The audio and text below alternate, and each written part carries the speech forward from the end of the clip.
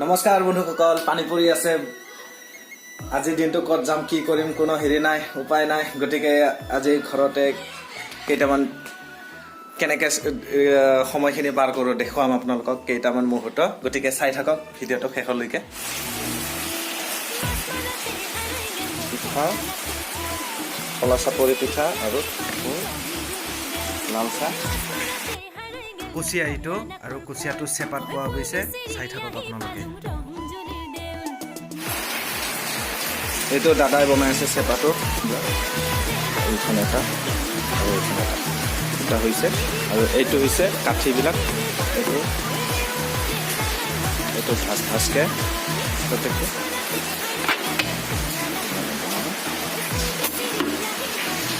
Complete হোৱা নাই, complete হ'ব আৰু। চাওক, এইটো কুচিয়া মাছটো আজি বেলেগকৈ চাফা কৰাৰ পদ্ধতি দেখুৱাই দিম আপোনালোকক। এনেকৈ পাকাত ঘঁহি পেলাই চাফা কৰিব পাৰিব। কমপ্লিট চাফা হৈ যায়। এয়া মুখত মাছ খোৱাটো লৈ থৈ দিছে। এনেকৈ ঘঁহি দিলে চাফা হৈ যায়, পূৰা চিকচিকীয়া হৈ যাব আৰু ধুনীয়াকৈ বনাব পাৰিব চাফা কৰি কাটি পেলাই।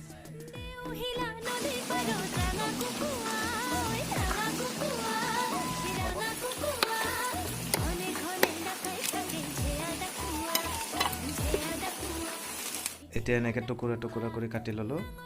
কাটাৰ পিছত এইটো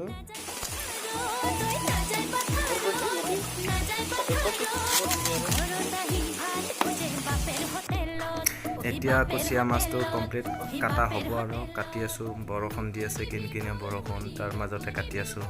কুচিয়াৰ ৰক্তখিনি দেখা পাই বেয়া লাগিব পাৰে, কিন্তু উপায় নাই। কুচিয়াৰ এনেকৈ ৰক্তটো ওলাবই কাটিলে। কুচিয়াৰ ৰক্ত হৈছে বেষ্ট খাবলগীয়া। এয়া কাটা হৈ গ'ল।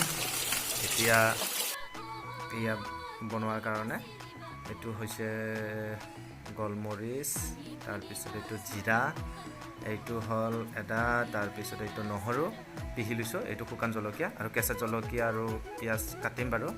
এইটো বনাই আছোঁ।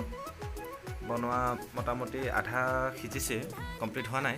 আপোনালোকক ইয়াৰ মাজতে বেলেগ এটা কিবা কৰোণাৰ বস্তু দেখুৱাম, চাওক। কৰোণা ভাল হোৱা বস্তুটো হ'ল এইটো কঁঠালৰ গুটি। এইয়া কঁঠাল গুটি বইল কৰাটো উলিয়াই আছোঁ। বিদেশত বোলে এটাতে 15 টকাকৈ বিক্ৰী কৰে। আমাৰ ইয়াতো তেনেকুৱা নাপায় বাৰু, কিন্তু আমি খাবৰ কাৰণে বহুত বেছিকৈ পাওঁ।